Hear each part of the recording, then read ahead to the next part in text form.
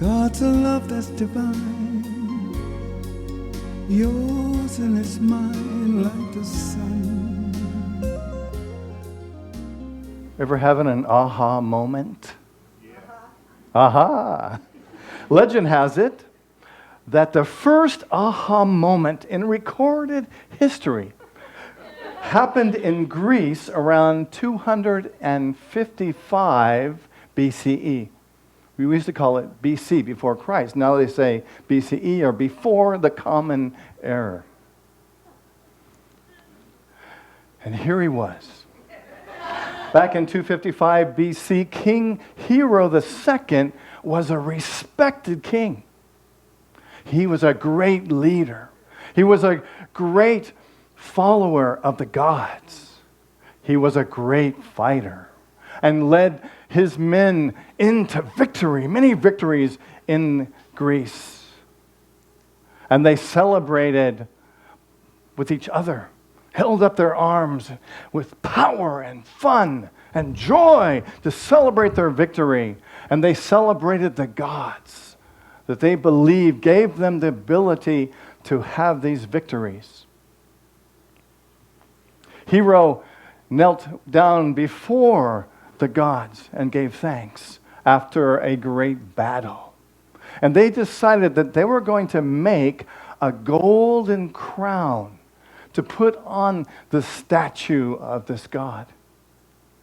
So Hero summoned a goldsmith, and he said, I will give you all this gold to make a crown of solid gold. And here's a picture of what it looks like. And on top of that, when you are done, I'm going to gift you for making this beautiful crown for me. So after not too much time, the goldsmith returned with the crown and offered it to King Hero. And the king was very happy and satisfied and pleased. However, a rumor began to circulate through the town that perhaps this gold crown was not pure gold. For the goldsmith was kind of a shifty character. He'd been known to take profits from other people.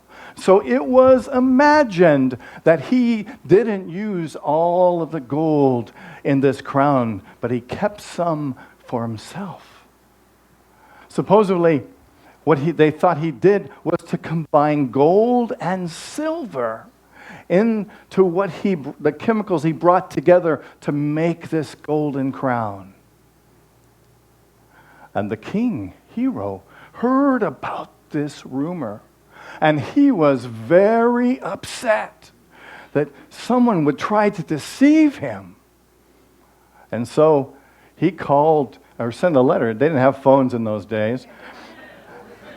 So he sent a letter to Archimedes and said, I need your help.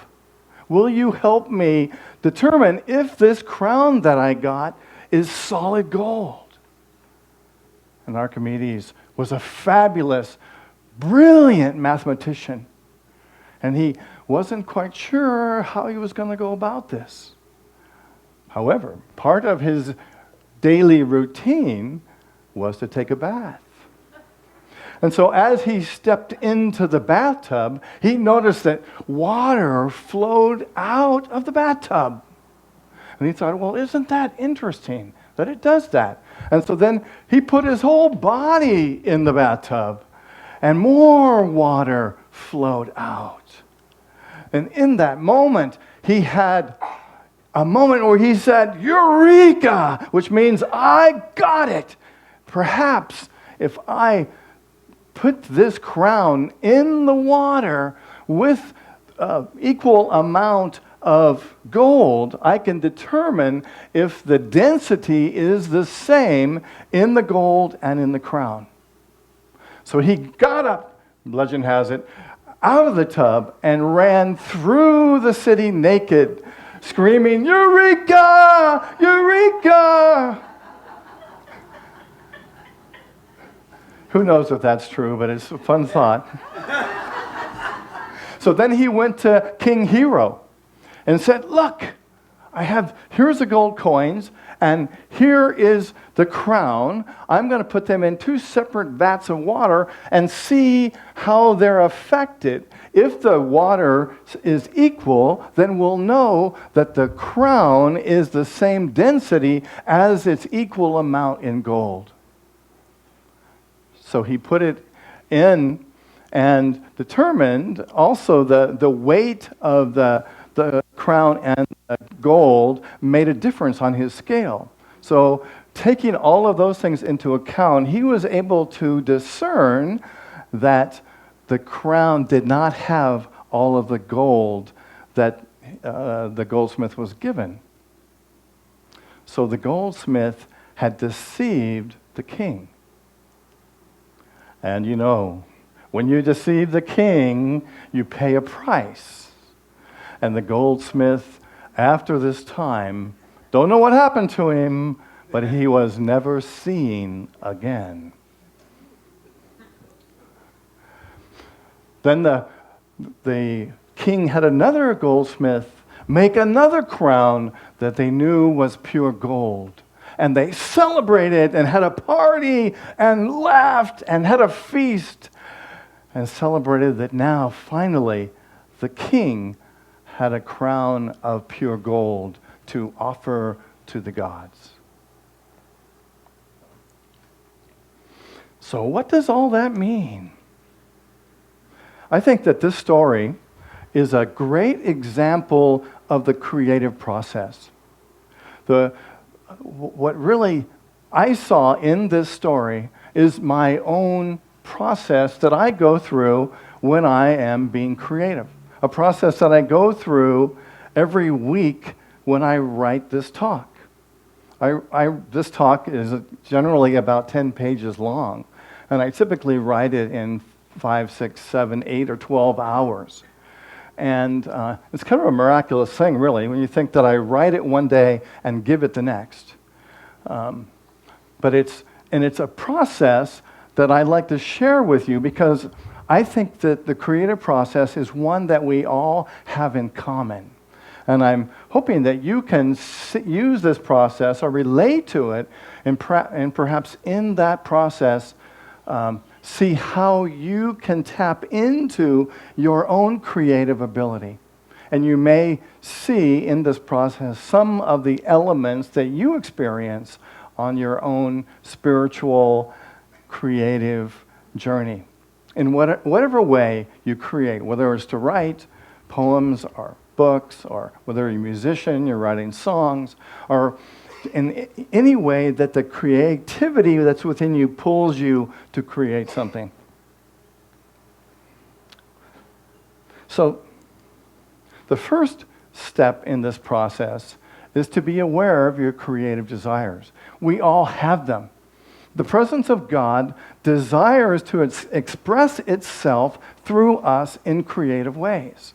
I believe that's how God expresses itself.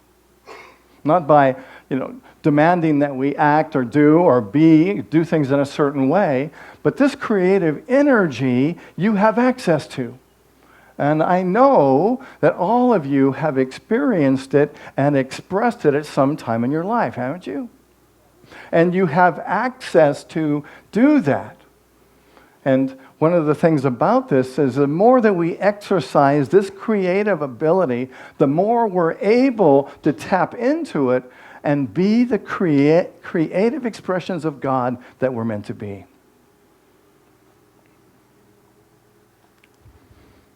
In the story of Archimedes, they demonstrate this process. Pema Chodron, Buddhist teacher, said, nothing ever goes away until it teaches you what you need to know. Things show up in our lives to teach us lessons. Things show up in our lives as aha moments to help us to learn something. I believe everything happens for a reason, you? And so when these things show up, we get to look at it and say, what is it that this is trying to teach me? This is another possibility for creativity. Jesus said, Believe in the light while you have the light, so that you may become children of light. The light symbolizes awareness. It symbolizes understanding. When Jesus talked about the light, he was talking about connecting with that presence of power and truth and understanding within ourselves. And so he is saying, believe in the light. Believe that you have this inspiration. Know that it comes to you through Spirit so that you can use it to impact your life in powerful, positive ways, so that you may become children of the light. Children who work with the light, play with the light, be the light. He said, be the light of the world. Be the inspiration. Take the teachings that he is showing us and demonstrate them, use them, and express them in your life. The next step is to connect with your higher self. And this is what we do when we meditate or when we pray. I know I was brought up doing more praying than meditating, more talking to the presence, to Spirit, to God, than listening. I think that the real value comes when we can actually spend time listening, spend time in the silence. Carl Jung says, your visions will become clear only when you can look into your own heart. Who looks outside dreams. Who looks inside awakes. You see the difference? For looking outside for understanding, for peace, for joy, for creativity, we're just dreaming. But if we're able to look inside and connect with that powerful presence that is the truth of who you are, that desires to express itself through you, that's when we can tap into our own creativity. That's when we tap into the presence of God. That's how the presence of God desires to express itself, is through us. Because we are potentially perfect expressions of the Spirit. And the next step is to take action. You know, we know in Unity we teach principles, and the principles are great. They're fun to learn, they're fun to memorize, but the truth is, if we don't take action, it doesn't reap any benefits to us. We have to work it. Someone said it works if you work it. These principles work if we take the time to apply them to our lives. King Hero wrote a letter to Archimedes. He was taking action. You know, all of the characters in this story represent aspects of ourselves. That's the metaphysical part of this story. So King Hero was reaching out to Archimedes and saying, you know, I need help with this problem. I need help with this challenging mathematical problem that I have. And we have that same access to look within and say, how is it that I can solve this challenge in my life? What can I know? What can I do? Who do I need to contact? What needs to be done? What action can I take? Another powerful tool that we can use to create action is to use affirmations. Affirmations are powerful statements that help us to remember the truth for ourselves and to put that truth in action. This is the one we have for today. Divine revelations awaken me to greater understanding. In saying these words, it opens us up to receive the truth that we know, to receive the inspiration of Spirit that desires to move through us. Sometimes the biggest blocks that we have to receiving our inspiration are ourselves, because we don't take the time to listen. We don't take the time to affirm that which is true so that we can access this knowledge. Barbara DeAngelis wrote, "No one is in control of your happiness but you. Therefore, you have the power to change anything about yourself or your life that you want to change. We have incredible power. We have the ability to change our lives. You have the ability to change your life. If something's not working for you, then change your thinking. Science of Mind says, change your thinking, change your life. Are you ever doing something and you have a goal and all of a sudden you get stuck, right? And it seems like you can't go any further. I know sometimes when I'm writing a talk, I'll get stuck and it just seems like nothing is coming through for me. And I can be discouraged, and I can be disenchanted, and I can feel resistance. Ever happened to you? Yeah? 3 of you. Really? Yeah, this is a part of the creative process. You know, the creative process is about that C word. Do you know what that C word is? Change. When we're in the creative process, we are creating something new. And anytime we create something new, there's resistance to it. And so that resistance is a organic or natural part of the creative process. So when we can realize that this resistance is natural and not fight against it, not push against it, not say, oh, you know, I just can't go anywhere, I can't do anything, I can't make this happen, if we can just say, this is natural. Oh, this is it's part of the process. Oftentimes, this is where creativity stops. Because we can run into some resistance and we say, well, I guess it's not meant to be. Yeah? I mean, I think that there is perhaps some metaphysical malpractice when we say that everything has to be easy. Oh, everything will just show up. You know, everything will just be great. Well, I think mostly that's true. But oftentimes, the creative process stops us and says, okay, do you really want to be prosperous?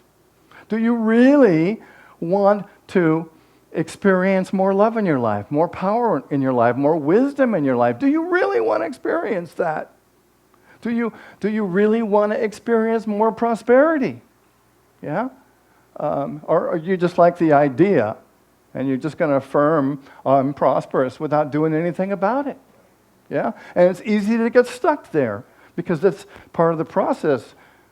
And if we can say, you know, I really want to be prosperous, I'm going to dedicate myself to tithing or to giving or to practicing prosperity principles. So we don't want to get discouraged when something happens that holds us back, because change creates resistance. I like the fact that King Hero did not get discouraged. Rather, he demonstrated persistence. One of the biggest ways to overcome resistance is with persistence. The next step you might like easier than that one. I think that one's kind of a tough one. This is often the sticking point that stops us from being creative. This one's a little easier, and yet sometimes difficult to do. And that is to take a break and walk away. I know for myself, when I'm in this mode of creating something, often I'm so focused on it, and I want to get it done now, and I get stuck. But I realize if I can just walk away for a few minutes, or God forbid, take a nap, or God forbid times 2, meditate. You know, do something to get out of the mode of creativity, just to free your mind up and take a break. Probably the best opportunity we have here is this one. Most of us have this one at our disposal. That's not really a good word, is it? at our there for us to use or access all the time. Take a break. Give yourself a little time to unwind, process, and to not even think about that what you're trying to create. Pushing and pushing and pushing and trying to make something happen. It's impossible. In fact, I've discovered that you can't really make creativity happen. You can't force it. Or if you do, it's not totally there. You know, it's not 100%. You know what I'm saying? It's like if you try and make it happen, you're going to miss something. Because there's something that happens when we can relax and just let it be. Be open. Neil Donald Walsh said, life begins at the end of your comfort zone. So part of the creative process is to step out of your comfort zone. Do something that is new and different and stimulating. You know, creativity comes from that place that's outside the ordinary. So if you take time to drive home a different way, go to Costco and start on the other side of the store, yeah? But do something different because that's what gets our juices going. That's what, neurologists are finding that we kind of build these patterns into our brain and we tend to follow these same patterns all the time. And there is some correlation between aging and Alzheimer's, some people think, because we do a lot of things the same way. So open up, step out of your comfort zone, and do something different. Archimedes tried a whole new approach. When he saw the water rise, he thought, wait a minute, there's something happening here. There's something different happening. What if I put the crown in the water and see how it rises? And what if I put the gold coins in the water and see how it rises? He had the courage and the wisdom and the guts to try something different, to step outside of the comfort zone. Life begins at the end of your comfort zone. That's where creative energy is. Sort of in that place of discovery, in that place of something new, in the place of something powerful. Eleanor Roosevelt wrote, "The purpose of life is to live it, to taste experience, to taste it to the utmost, to reach out and without fear of newer and richer experiences." So the creative process happens when we open ourselves up to experiencing something new, something possible, something vibrant. And the last part is to give thanks. Archimedes and the king had a big party when the golden crown was finally made. They laughed and they danced and they partied. And so much of the creative process is magnified when we celebrate. Celebrate the fact that you accomplished something. You know, we're saying to the universe, we're saying to that presence of God within ourselves, wow, this is great. I like being creative. I like having aha moments. So celebrate them. Be with it. Enjoy it. Let that empowerment infect you with joyfulness. This is how creativity is stirred, sparked. Divine revelations awaken me to greater understanding. Let's say that together. Divine revelations awaken me to greater understanding. And I invite you to close your eyes. And then take a deep breath.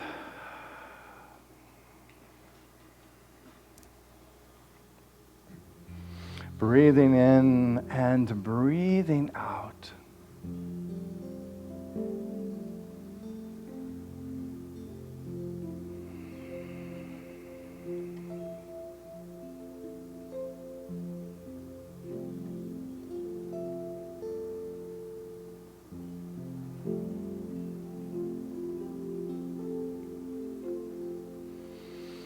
And as you breathe and you relax,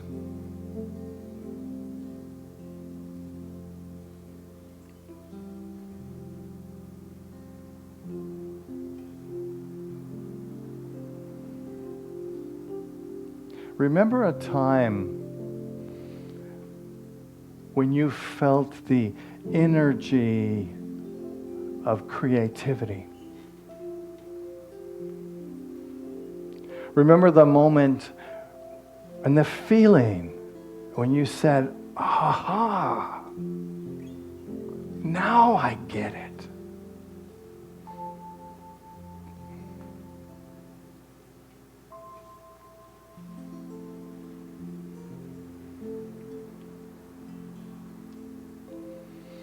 And hold and embrace that feeling for a moment.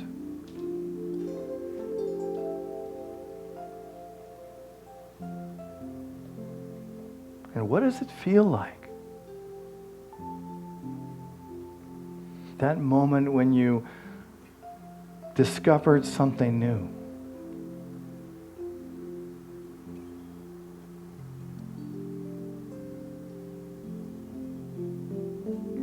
Perhaps it was a moment when you realized that the presence of God is everywhere in the universe. Perhaps it was a moment when you realized that you are an expression of spirit.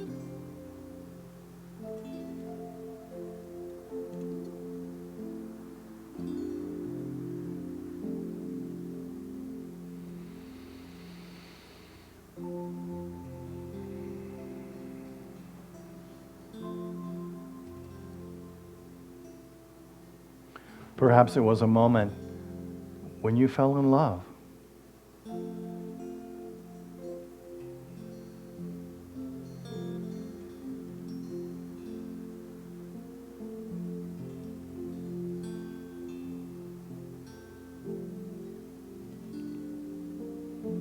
Perhaps it was a moment when you felt at peace.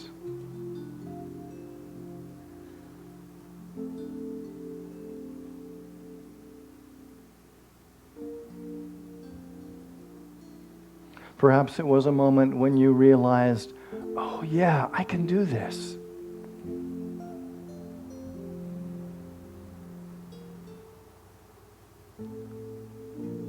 I can be peaceful. I can be loving. I can be joyful. I can be creative.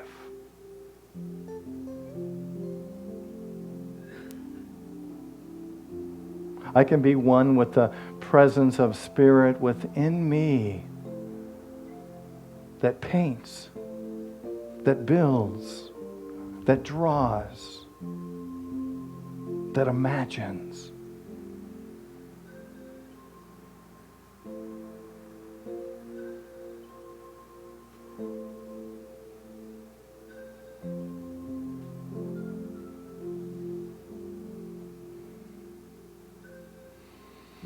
Imagine that this golden crown is upon your head. It is the crown of enlightenment, the crown of recognition that you are a perfect expression of God. And that presence is saying to you, go create.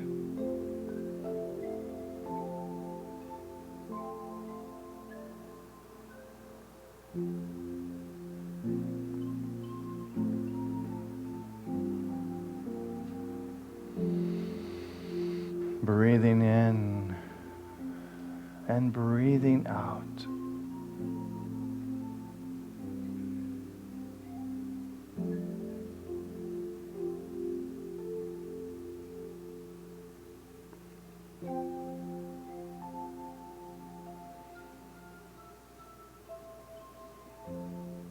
Let's spend just a moment or two in the silence.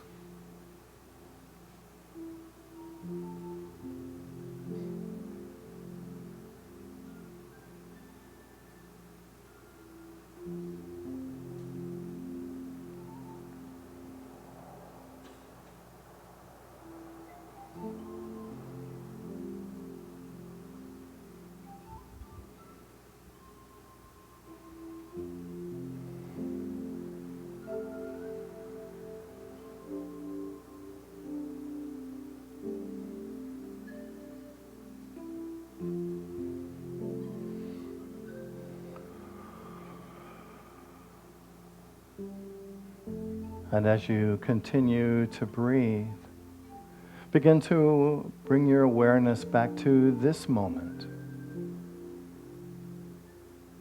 Giving thanks for the creative expression of spirit that you are.